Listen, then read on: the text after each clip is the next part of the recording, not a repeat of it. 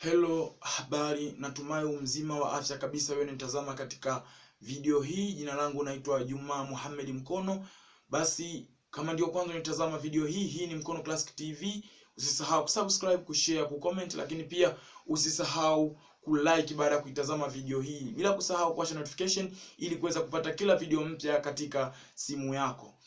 Mkono Classic TV ni elimu, burudani pamoja na matukio. Sasa leo tunaenda kupata elimu fulani juu ya wale wajasiriamali, wale wanahitaji kupata ujasiriamali. Sasa leo tunaenda kuangalia elimu fulani. Tunaenda kutazamia kauli 10 za mtu ambaye unatakiwa umwepuke kabisa katika maisha yako. Yaani kauli ambazo unajua kuna watu katika kauli zao fulani hivi, kama unataka kumshawishi juu ya jambo la ujasiriamali. Sasa unamwelekeza ama unamshawishi. Sasa kuna kauli akikupa unaona huyu hana motisha yoyote juu ya ujasiriamali wala hana maono ya ujasiriamali. Sasa ni kauli gani basi? Twende pamoja Mkono Classic TV. Kauli hizo 10 ambazo nataka kukuambia, tunaenda hatua kwa hatua. Ni kauli 10 tu. Kauli 10 tu. Kauli namba 1. Ni mtu ambaye labda imejitokeza fursa fulani hivi ya ujasiriamali, labda unataka kumwambia ajihusishe nini, lakini sasa mwisho yote anakuambia bwana, mimi sina mtaji. Umeona? Anakuambia mimi sina mtaji. Sasa muulize, huna mtaji vipi? Kuna msemo mmoja ambao ulihusishwa katika nyimbo fulani hivi, anakuambia mtaji wa masikini ni nguvu zake mwenyewe. Sasa wewe kama hauna mtaji, basi kama una nguvu pambana upate mtaji. Lakini ukiona mtu anakuambia bwana, mimi sina mtaji, afu amekaa amebweteka hivi, amekaa bure tu, yani ujue huyu hana maono, hana malengo, hana future. Sasa usiendelee kumngangania tu, atakupotezea malengo yako. Kama wewe unahitaji kufanya hilo jambo, ufanya mwenyewe, ama mtafute mtu ambaye kidogo ana mwelekeo wa hilo jambo, ushirikiane naye. Lakini mtu anayekuja na kauli kama hizo, basi wewe muachie tu, potezee, tafuta mtu mwingine. Lakini kauli namba 2 ni kauli ya mtu anakuambia bwana, mimi bwana sina connection. Umeona? Anakuambia mimi sina connection. Huna connection vipi? Umeona kitu kama hicho? Ina maana wewe unaishi maporini. Kwa sababu connection unaoipata ni connection ambayo unaipata katika jamii. Umeona? Ni jamii na kuzunguka, ndio hiyo ndio connection yenyewe.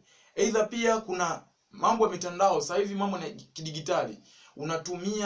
Unafanya biashara yako lakini kwa njia ya simu, unapata wateja wengi tu, unapata watu wengi tu ambao wanaweza kutumia huduma zako ama kutumia bidhaa zako. Sasa mtu anakuambia mimi bwana sina connection, huyo pia kana mbali sana ama mchunge sana, kwa sababu connection zipo. Jamii inamzunguka ni connection tosha kabisa. Inabidi tu angalie ni kitu gani jamii yangu inahitaji, ni huduma gani, ama kuna changamoto gani katika jamii yangu. Basi unafanya biashara namna hiyo, ama unafanya ujasiriamali wa design kama hizo. Sasa mtu anayekwambia kauli kama hizo, labda unaweza jaribu kumshawishi mshirikiane kufanya jambo, yeye anakuambia sina connection.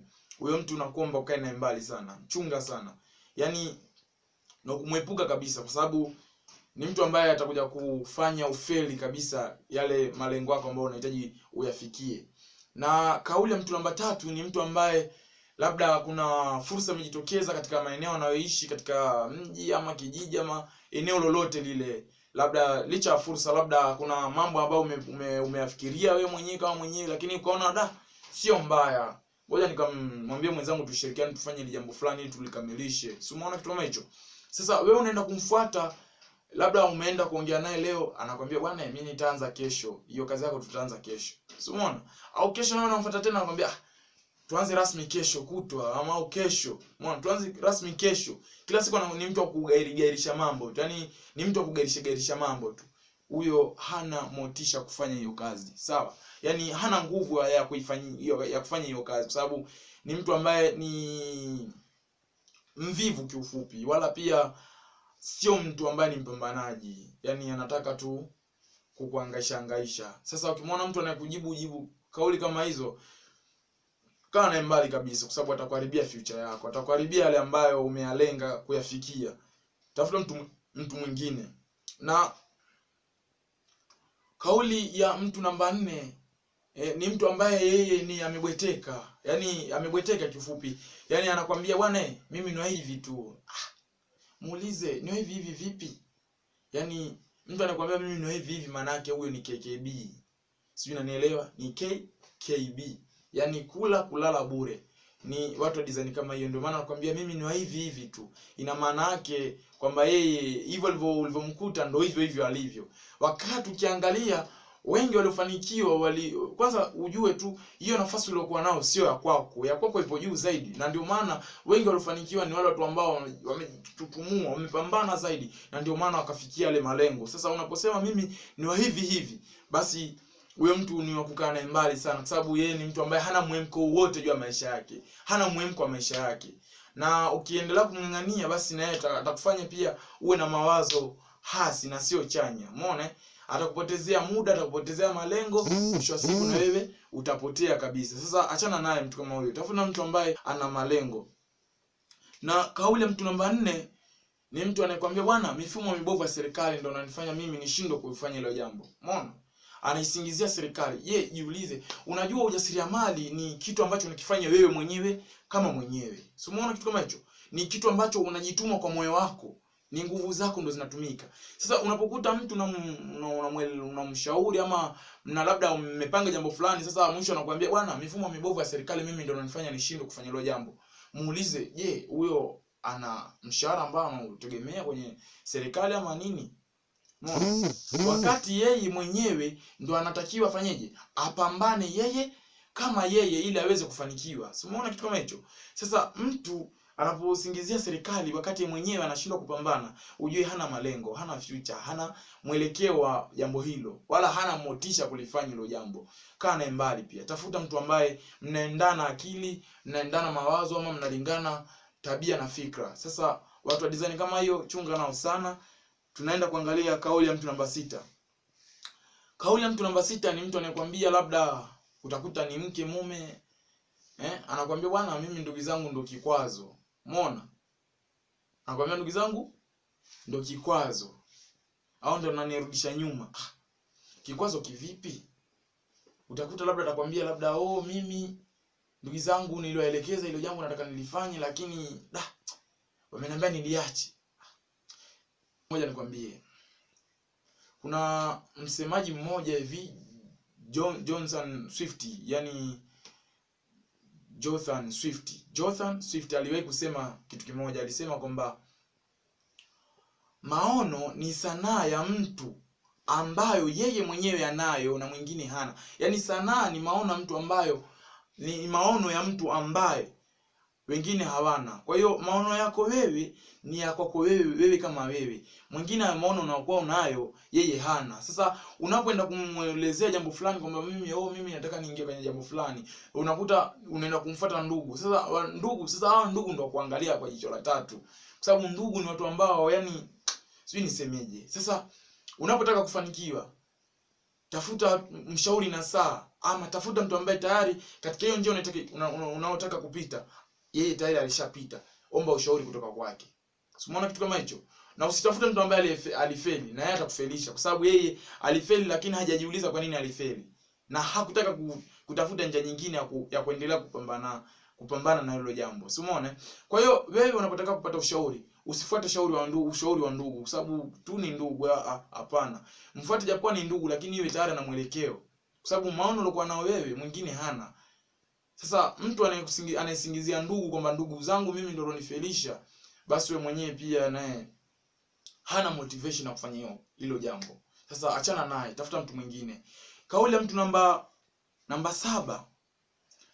Kauli yake, yani unamwambia bwana mimi unamwambia labda bwana, tupambane tufanye jambo fulani, tufuge kuku ama tuuze kibanda cha mboga hapa, mwisho wa siku tutakuja kufikia sehemu kubwa. Anakuambia bwana, kupata ni majaliwa. Kupata ni majaliwa. Ndio, kupata ni majaliwa sawa, lakini wengi waliojaliwa sio kama walipata tu kwa kukaa nyumbani. Umeona? Au walipata tu kwa kulala. Hapana, kupata ni majaliwa, lakini na mwenyewe pambana.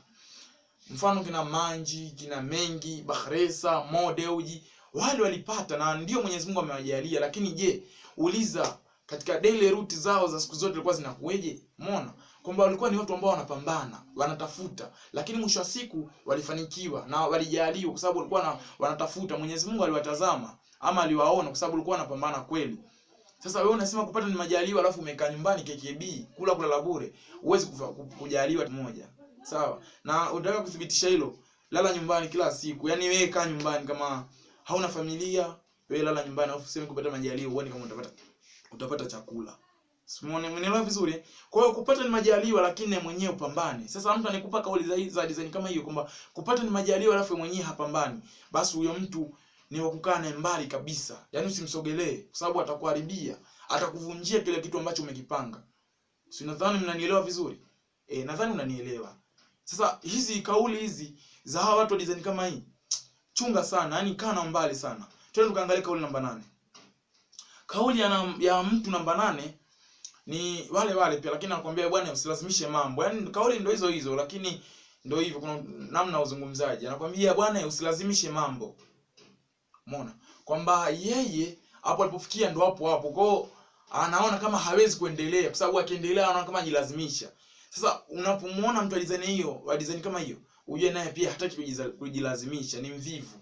Umeona? Hataki kujituma. Na ndio maana anakuambia usilazimishe mambo kwa sababu mambo bila kuyalazimisha hayawezi kwenda. Umeona? Sasa yeye hataki kuyalazimisha, anataka kubaki pale yalipo. Dunia hubadilika lakini kulingana na watu. Kwamba huwezi kubadilika bila naye kuibadilisha. Huwezi kubadilisha dunia bila mwenyewe kubadilika. Usimuone kitu kama hicho. Kwa hiyo anakuambia usilazimishe mambo. Kauli namba 9 anakuambia bwana kuna watu special na sio mimi. Kuna watu special na sio mimi. Je, muulize wewe ni nani katika jamii yako? Usimuone kitu kama hicho. Anakuambia kuna watu special na sio mimi. Jiulize wewe ni nani? Unatakiwa umuulize wewe ni nani? Ama jamii yako wewe inakuona kama nani? Kwa sababu kila mtu ni special kwenye jamii yake. Umeona? Na kila mmoja anatakiwa awe muhimu na awe bora katika jamii yake. Jamii inatakiwa kila mtu, yani wewe unatakiwa jamii kutegemee. Usimuone kitu kama hicho. Kwamba jamii wewe ikutegemee kwa kile ambacho unakizalisha ama unakitoa. Umeipata vizuri? Kwa hiyo jamii inatakiwa ikutegemee. Sasa unaposema kuna watu special na sio mimi, ina maana watu special na watu gani? Wewe sio mtu. Labda utakuta anasema hivyo anawalenga kina Bill Gates, kina Menji. Wale ni special kwenye jamii ndio, na wewe pia unatakiwa uwe special kwenye jamii. Sasa inabidi upambane. Umeona? Na pambana huwezi kufanikiwa. Pambana, najua utafeli, amka tena, inuka, simama kidedea, pambana tena. Ukianguka inuka tena, pambana. Hapo ndo kwenye mafanikio zaidi. Na unapofeli zaidi na ndio unazidi kufanikiwa kwa sababu unapofeli zaidi unazidi kuongeza mbinu na elimu ya kufanya ili ufanikiwe. Umeelewa vizuri? Sasa mtu anakuambia kwamba bwana kuna watu special na sio mimi, kaa naye mbali. Hataki mafanikio, hataki kuendelea. Jichunge sana na watu kama hao. Twende kumalizie kauli ya mtu namba 10. Kauli ya mtu namba 10 anakuambia bwana mimi sina bahati. Umeona kitu kama hicho? Mimi sina bahati. Muulize je, bahati yako iko wapi? Umeelewa vizuri? Sasa kila mtu ana bahati. Kama yupo hai basi hiyo bahati unayo. Kwa sababu bahati haijirudii kila wakati kama itakuja. Hapana, bahati inakuja kwa baada ya kupambana kwa muda fulani ndio bahati inakutokea. Sasa unaposema huna bahati hujapambana, kwa sababu kama ungepambana ungepata bahati yako. Na ukumbuke tu, bahati yako hufa baada ya kufa. Kwamba bahati yako inapokufa basi ujue mwenyewe umekufa. Na bahati haiwezi kufa ikiwa mwenyewe upo hai. Umeelewa vizuri? Kwa hiyo katika miaka yako ambayo umeumbwa utaishi, ambao Mwenyezi Mungu amekuumba, yani katika miaka yako ambayo utaishi wewe kama wewe, basi ujue katika miaka yako kuna sehemu kuna bahati. Umeona? Katika kila mwaka kuna bahati wewe inakusubiri. Sasa unaposema huna bahati, ina maana yake wewe ni mfu. Umeona? Kwa hiyo watu wenye kauli kama hizo, kaa mbali. Ni hatari sana kwa maisha yako. Nadhani kauli 10 zimekamilika. Nadhani umejifunza kitu na umeelewa ni namna gani basi unaweza kuwapata watu bora, watu wenye kauli njema ambazo zitaweza kukumotisha. Hii ni Mkono Classic TV. Usiache kusubscribe, kushare, kucomment, lakini pia usisahau kulike video hii baada ya kuitazama. Kama umependa naomba like, lakini usisahau kuwasha notification kwa sababu video mpya ambayo itaweza kukupa elimu zaidi inakuja. Goodbye.